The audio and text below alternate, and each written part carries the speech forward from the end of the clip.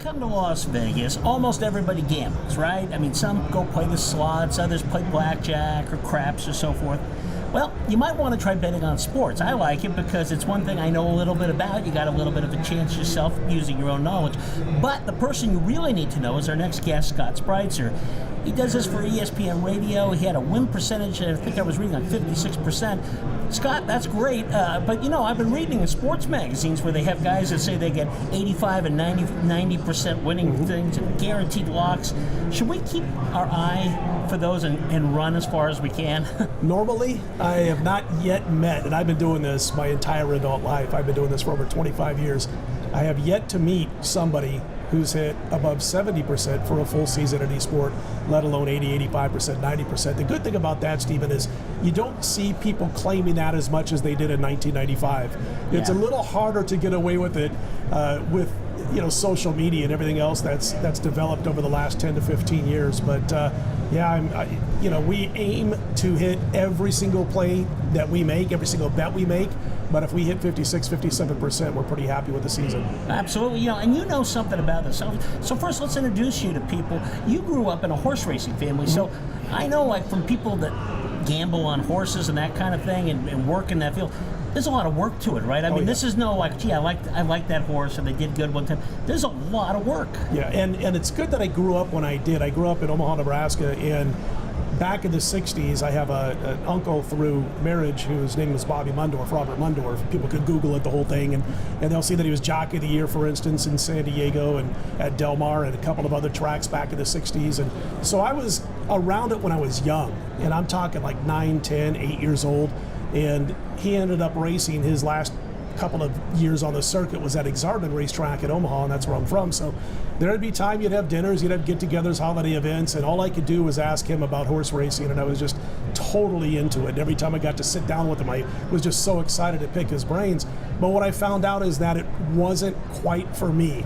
I like to dabble in it as far as from a betting perspective, but I was completely, utterly into sports. Beating college football when I was growing up was what I wanted to do, and it's just gone from there. But to have somebody in horse racing in the family, what it showed me is that you have to be able to develop a winning attitude and be ready to deal with the losses, to be able to, put food on your table, to be able to eat at the end of the night, to be able to pay your mortgage and that kind of stuff. And so I think that was the greatest thing for me. And Stephen, if I could say real quick, I used to do a show with Jack Snow, the all-pro wide receiver from the Rams. And I said, what made JT Snow, his son, so special? He could have played any sport. He's a 3 or 4 sport kid. And he goes, growing up around it, growing up around jocks, growing up in the locker room, he knew exactly what to expect. His mindset was already there when he became 16, 17, 18 years old. So from that perspective, I already had that gambling mentality, whether that's good or not. I had my gambling mentality by the time I was probably 13, 14 years old. Well, yeah, you're an odds maker. You're somebody that can give advice on which way to go and so forth. There's a lot of work. So let's just talk about like a typical NFL game. It's more than just, the Raiders are playing the Rams, wherever they're playing. It's a lot more, right? So you're checking injuries. What are some of the things you look for? The very first thing I do, and this was taught to me by somebody 20-some years ago, I like to call the guy a mentor of mine, who that's all he did for a living was bet on sports. And he said, get into the habit of making lines for games the week before they're played. So if the Rams and Raiders are playing on, let's say, October 15th, I've got my line for that by October, before the games are played on October 8th, a good week in advance. What that does is it keeps you from reacting too much to a team playing away from its norm, whether it be good or bad. And so you're already staying away from public perception by doing that, by developing that line system a week in advance. And so that's my first thing I do, and then I'll see when the lines come out and kind of compare my lines, look for line value, because you don't bet on teams, you bet on lines, and the value of the line. And so then what I do from there is I start looking into injuries, like to see what happened in the previous game with something fluky, whether it's positive or negative to a team, and I'll go from there. But it all starts, and 65-70% of it is making that line a week in advance and then watching how the lines maker makes his line based a little bit on public perception. And where does the tradition part come in? We got my engineer, Corey Burst, big Kansas City Chief fan, and every time he gets ready when they go to the playoffs, it's a disappointment, and it's been that way. So is that something when you're looking at that, does that come to be a part of it, or do you try to separate out of that this is a new year and a new thing? Yeah, I would say 80% of it is it's a new year, but and maybe even more than 20, maybe it's 70-30 at this point. When you look at a coach or an organization that just doesn't have it at the next level. And speaking of Kansas City, I'll use Marty Schottenheimer as a good example. This guy was amazing at taking 4-12 teams and turning them into 10-6, 11-5, 12-4 playoff-bound teams, but they could never quite get over that next hurdle. And there are coaches like that. He was one that I would, think about his organization and his history of not being able to make it too deep into the postseason. So I would say probably that's 30% of it. And the rest of it is how teams are doing that year. And by the way, the Chiefs beat me this year. I had them under the wins total. They started 5-0, and then they lost, 5 out of 6, and I was feeling pretty good. But then they wrapped up the regular season with a couple of wins and beat me. But anyway, that's basically how I'll do it. Probably 30% based on what a coach has done throughout his career. Well, and the Raiders are coming here to Las Vegas, so Sure. I got to ask you, there was a point where they were 2-0. Everybody was thinking at least the playoffs and so forth. Did you kind of see that coming? Was that something that you saw difficulty or what? There were two things that happened last year with the Raiders. First of all, the big announcement that made it basically official that they were coming here to Vegas. And so we knew that public perception was going to be through the roof. And you saw the sports books taking huge bets. I mean, just numbers and numbers and numbers of bets around town on the Oakland Raiders, on positive things for the Oakland Raiders. Overs as far as win totals, how deep they're going to go in the playoffs, Super Bowl futures, the whole thing. And so we knew already that we were going to get value by going against the Raiders just about every step of the way. Then we see that their defense hadn't been improved in the offseason once the preseason rolled around. Guys out of place, just not the right characters to be in the defensive backfield, for instance.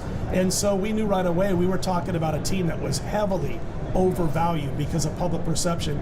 And that Raider team, man, throughout most of the season, I'll bet you 12 out of 16 weeks at least, they were the number one bet team in Las Vegas because they're the next big thing to come here. And we used to just wait until the public get a hold of those numbers, drive those numbers up a little bit, and pounce in and go against the Raiders, and we did pretty well. Well, and as they come here, it's a great point. So is that a smart bet to bet against them? Because I remember growing up, both when the Raiders were in Oakland and the 49ers in San Francisco, you went up to Reno and Tahoe, you could get much better odds against them than if you came to Las Vegas. Right, and it's going to be that way. I think what you're going to see as soon as they land here, everybody who's a fan of the NFL or football is going to be, even if it's just plunking down $50 bets to win the Super Bowl, $20 bet, it adds up. And so you're going to see adjusted prices on the Oakland Raiders being a little bit less EV, as we call it, with the value, than if they were a team that was, out of the Midwest and never coming to Las Vegas. So it is a situation where I'll be looking to play on them unless John Gruden gives me a real good season not to. Looking to play against them unless John Gruden gives me a real good reason not to. Well, now the Vegas Golden Knights, okay, nobody expected this. They're playing out of their minds, and, you figure at the beginning of the season they'd be lucky to win 20, 25 Sure. games. With that in mind, are all these bookmakers who get ready for the Stanley Cups, are they praying to God they don't go very far in this thing? They wouldn't mind if they get knocked out of the first round, I'm sure. At the same time, it's kind of a catch-22 because you don't want them to cash some of those bets that were made before the season. People just putting up money, $100 here, just to have that future ticket on an expansion team to win the Stanley Cup. And so what they've got going on right now is they want to keep generating bets in the NHL, but at the same time, they don't want to have to pay off those big tickets that they might have taken before the season began with the big odds. I was talking to Matt Holt from CGT Sportsbooks here in Las Vegas the other day, and I said, what's the betting handle for the NHL this year compared to the last couple of years? And he just came right out and he goes, 2 years ago, we didn't even consider the NHL a major sport anymore. That's how few bets we were taking on the NHL. And now he said it's probably up 100 to 200%. He goes, I feel safe in saying that we've increased our bet take up to 200% in the NHL this season because of the Vegas Golden Knights. And it's funny because those numbers, if you see them, in astronomical sometimes, laying big money line prices. It's crazy. But I won't go against them, and I didn't go against them because once we started seeing this team play, we knew this was a little bit more than an expansion team, and they were so fast on their skates compared to other teams, and they made 4 lines something to be concerned about for opponents rather than a 3-line, normal hockey team. And they've kind of changed what the Colorado Avalanche were doing at one point of the season with that. So it became, okay, you might want to find your spot to go against Vegas. Yeah, they're going to lose a few games. I'm not going against them. And stayed away from them when they started winning quite a few games. Well, that makes sense. So let's talk about the average fan, somebody that's coming out here, they're going to play a little, they don't know quite what to do. So what's the best sport, do you think, for the beginner to try to dabble in? I would say the hardest sport to beat for most people would be the NFL. That's why when you walk into a sports book, there's all these giveaways. Come on in, get a free T-shirt, get this, that, get a free dinner, whatever. Because most people are going to lose at the NFL. Why is that? Is it because the odds makers are just so good? Yeah, the odds makers are terrific at what they do, and it's people bet with their heart in the NFL probably more than any other sport. Non-professional bettors will bet with their heart, bet on their favorite team when they come to town, and that's part of it. Probably a little bit too complicated for the person who wants to come in town for a week would be Major League Baseball, which is something I like to bet quite a bit. But for me, that's all about the pitchers, right? Absolutely. And now it's got to the point, though, where you got to be real careful, and first 5 inning bets, first half bets have become more popular because you get that starting pitcher for 5 innings. If you last that long and then your bet's over with and done, you don't have to worry about all the bullpen shuffling and things like that, which is becoming more and more crazy. Look what Sparky Anderson started 40 years ago, So it's become really crazy. And yeah, I've probably gone from about 5% of my plays being first 5 inning bets to probably about 25% nowadays with the way managers are adjusting and bringing in the relievers so early. I would say probably, and again, relatively speaking, when we say easy, the easiest sport to bet for me would be the NBA as far as time consumption, because it's so situational. You look at teams that are coming off 6 and 7 game, 8-day road trips, playing their first game at home with a day off between games. A lot of times those teams seem to struggle. It's like they're just getting back home. They got to adjust. They go back to their home floor. And that's something that I look to play against, little situations in the NBA more than matchups. What about the long-term bets? I know a lot of people like to come out and beginning of the season, they look for somebody, maybe 40-1 to win the Super Bowl or whatever like that. Are those, from the bettor standpoint, are those kind of like for the amateurs, or is that something that people really can make a lot of money at? I mean, obviously, if you get lucky, you can. I don't bet too many like Super Bowl futures. I'll bet season win totals. I'll bet over-unders on, the books that come out. They'll have, like Kansas City, for instance, over-under 9.5 wins. I'll have 6 or 7 of those throughout the course of the month of August before the season begins. I don't really bet a lot to win the Super Bowl. I don't bet those 30, 40 to 1 shots. But I do know people who are serious bettors who do, and sometimes do well at it. College basketball is something that I'll bet maybe in November or December. I might bet a future to win the championship, and you're hoping you get to the Elite Eight with that team so you can hedge, make a little money off of them if they don't get to the championship game. But I would say, I think if people come to town and you're coming to town in July and August, look to bet those wins totals. That's fun. You're sitting at home wherever you happen to be in this country, and you get to watch, and you have a bet going every single week. You're rooting for that team to win or lose, however you bet it, for those wins totals. And you're not necessarily out of it if your team looks like they're going to be around 500, as you would be if you put your money down on that team to win the Super Bowl. Right, so you kind of have a longer, more fun experience with it, you know. College basketball, people go nuts around here. I was down here for the tournament. What is it about that? Is it because you always get those crazy underdogs that is that what drives that? Loyola Chicago getting to the Final Four. Yeah, it's stuff like that. George Mason a few years ago. Kansas State this year getting to the Elite Eight. That has a lot to do with it because people have that feeling that there's a lot of teams that can win the college basketball championship. We were fortunate this year, I think, from a fan standpoint, to see that the best team in college basketball in the second half of the season actually won the national championship.